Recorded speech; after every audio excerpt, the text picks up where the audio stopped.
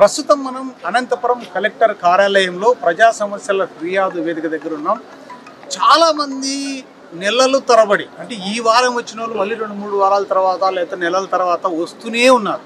ఎందుకు వారి సమస్యలు ఎందుకు తీరడం లేదు, అసలు ఎందుకు ఏంటి అనేది. ఇక్కడ ఒక పెద్ద ఆవిడ రాయదుర్గం నుంచి వచ్చారు. ఎందుకమ్మా అంత దూరం నుంచి వచ్చావు? అక్కడ కూడా గ్రీవెన్స్ పెట్టారు రాయదుర్గంలో, అక్కడ ఇచ్చారు. సార్ నేను చాలా సార్లు ఇచ్చాను, నా సమస్య పరిష్కారం కాలేదు అంటున్నారు. అసలు ఆ సమస్య ఏంటి, ఎందుకు పరిష్కారం కాలేదని ఆమెను అడిగి తెలుసుకుందాం. అమ్మ మీ పేరేమమ్మా? ఏ ఊరు? ఏం వచ్చినావు, ఇంత దూరం వచ్చినావు? ఇంటి దావు ఇచ్చలేదు సార్, పప్పు ఏంటి అమ్మ ఇంటి దావు ఇచ్చలేదు. 8 ఏళ్ళ రాజంలో పోలీస్ స్టేషన్ కి పోతే రాజీ చేసేది పంపించేది సార్. ఎవరో పెద్ద మనుషులు వస్తారు, రాజీ అయిందమ్మా అంటారు. తక్కువ కులం అని మాకు ఇంతగా ఇచ్చేస్తాను, తక్కువ కులం అని తక్కువ కులం అని బాగా తిడతా అంటారు వాళ్ళు. మాకు వాళ్ళు కురుబోలు, అక్కడ వాళ్ళ రాజకీయం ఎక్కువ ఉంది. స్టేషన్ పోతే సార్ రాజీ చేసి పంపిస్తారు. అట్లా జరుగుతుంది. ఎంఆర్ఓ ఏమన్నారు? ఎంఆర్ఓ 10 సార్లు ఇచ్చినాం సార్ అర్జీ, కనీసం వచ్చి కొలత చేసి పోయింటే కూడా వినలేదు. అంటే మీది ఉందన్నాడా? మా పట్టాలో కూడా ఉంది సార్, మాది రస్తా ఉంది అని మా బండ్లు కూడా పూసినారు సార్. పెద్ద మనుషులు వచ్చి బండలు పూసినా కూడా వినొద్దు ఆయన. ఎందుకంటే అమ్మకు అక్కడ బాగా ఇది ఉంది సార్, రాజకీయం ఎక్కువ ఉంది అక్కడ. వాళ్ళు పెద్ద మనుషులు బాగున్నారు సార్, మా సైడ్ ఎవరు లేరు. మేము తక్కువ కులం అని మాకు ఒక తక్కువ కులంగానే తిడుతుంది అమ్మ బాగా. ఎవరు మీకు ఏం చేసుకోలేదు.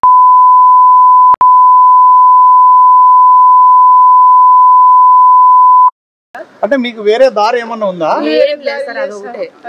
మరి ఆ దారిలో పోకుండా ఇంకెట్లా పైన విమానంలో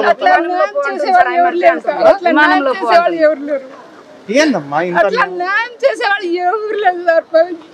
8 ఏళ్ళ నుంచి పోలీస్ స్టేషన్ 8 ఏళ్ళ స్పందనకు వచ్చి ఎవరు న్యాయం అట్లా వచ్చి ఏమమ్మా పోరాడితే ఏమవుతుంది, నీకు ఏం మోసుకుపోతారు వాళ్ళు అని అనేవాళ్ళు ఎవరు లేరు సార్. ఇద్దరు ఉంటారు సార్,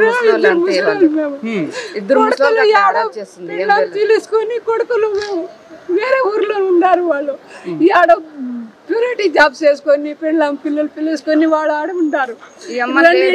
మా ముసలి వాళ్ళకి ఇడిసిపోయినారా, ఆ గడ్డి పెరుగుతుంది తీసుకోలేనక, ఆ గడ్డి పెరగకూడదు, చెత్తాలు వస్తావి ఆ చెత్తాలు ముడుచుకూడదు, అట్లా చేస్తుంది సార్. మాకి నిన్న కూడా కొరికిందా సార్ సైకి ఇది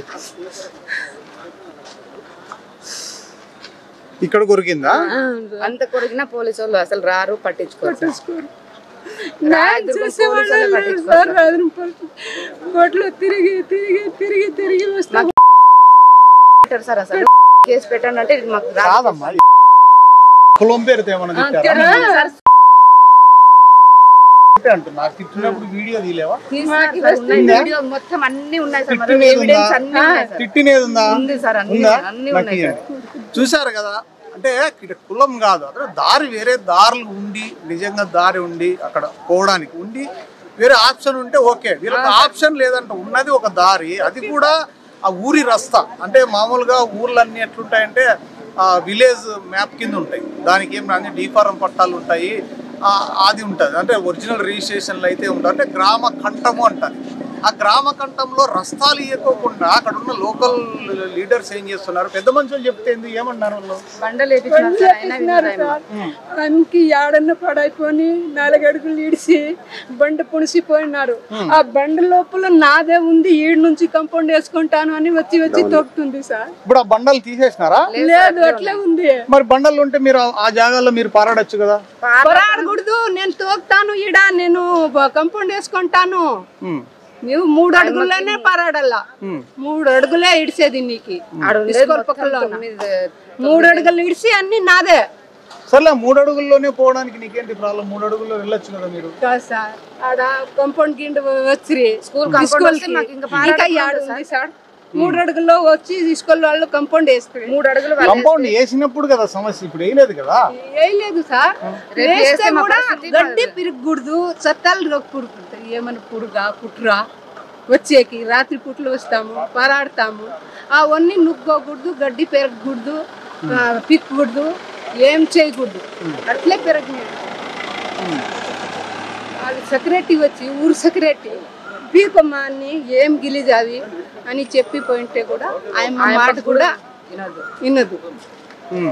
పింఛని ఇచ్చేకి వచ్చినప్పుడు పిరకమ్మా నువ్వు నేను ఎవరు వస్తారో చూస్తాను అని పిరికిచ్చింది. పిరికితే కూడా వినదు. నువ్వు ఏం చేసుకుంటావు చేసుకోపో మేడం, నువ్వు చెప్పినావంట చూసుకోపో అని చెప్పి పంపించింది. పింఛని వచ్చేకి కట్ట ముందే వచ్చి కూర్చుంటుంది. ఆడే మా దేవుని కలెక్టర్ ఏం చేసుకోరు, పోలీసు వాళ్ళు ఏం చేసుకోరు. మీ సెక్రటరీ నెంబర్ ఉందా? మీకు పెన్షన్ ఇచ్చాను కనుక్కుంటా మీది నిజమా కాదా అని. మరి నేను అక్కడికి వస్తా, మీది నిజం ఉంటే నేను మీ పక్క మీది అన్యాయం ఉంటే. నాకు చదువు లేదు సార్ నంబర్ పెట్టుకోడానికి. మేడం మీ సెక్రటరీ మేడం నెల నెల అవన్నీ ఎందుకు సార్? రాయదుర్గ ఎంఆర్ఓ ఆఫీస్ లో కానీ పోలీస్ స్టేషన్ ఎంక్వైరీ చేయండి సార్. ఎన్ని ఏళ్ళ నుంచి జరుగుతుందని మీరే కనుక్కోండి. మాకు న్యాయం ఉంటే ఆమెకు మొత్తం ఇడిసేస్తాం సార్. మేము ఇల్లే ఇంకా వదిలేస్తాం సార్, వదిలేస్తాం. మాకు ఇల్లు ఇంకా వదిలేస్తాం. ఎవరిది న్యాయం ఉందో ఎవరిది అన్యాయం ఉందో చూడండి సార్. రస్తా మాత్రం వదలలేదు సార్. మాకు చూశారు కదా ఎంత అన్యాయం అంటే. కనీసం మనుషులు పారాడడానికి రస్తా వదలకపోవడంతో పాటు అక్కడ వర్షాకాలం గడ్డి పెరుగుతుంది. ఆ గడ్డి పెరిగినప్పుడు ఎవరింటి ముందైనా కూడా క్లీన్ చేయడం వల్ల, పరిసరాలు పరిశుభ్రంగా ఉండడం వల్ల ఎవరికైనా ఇరుగు పొరుగు వాళ్ళకు కూడా మంచి జరుగుతుంది. కానీ అక్కడ ఉన్న గడ్డి బీకూడదు, కసువు ఊడ్చకూడదు, ఏమీ చేయకూడదు అని దౌర్జన్యం చేస్తుంటే కూడా మరి అధికారులు ఎందుకు దీనిపైన స్పందించలేదు అనేది ఒకసారి 39 టీవీ గ్రౌండ్ లెవెల్కి వెళ్ళి ఒకసారి పరిశీలన చేద్దాం. నిజంగా వీరి వైపున న్యాయం ఉంటే ఖచ్చితంగా అధికారుల దృష్టికి తీసుకుపోయి ఈ పెద్దావిడికి న్యాయం జరిగేటట్లు ఏపీ 39 టీవీ ఖచ్చితంగా పోరాటం తీసుకుపోదామా. నేను నీ ఊరికి వస్తా, నేను వస్తా, నీకు న్యాయం ఉంటేనే ఖచ్చితంగా నీ పక్కన. ఓకేనా? రైట్ అమ్మా.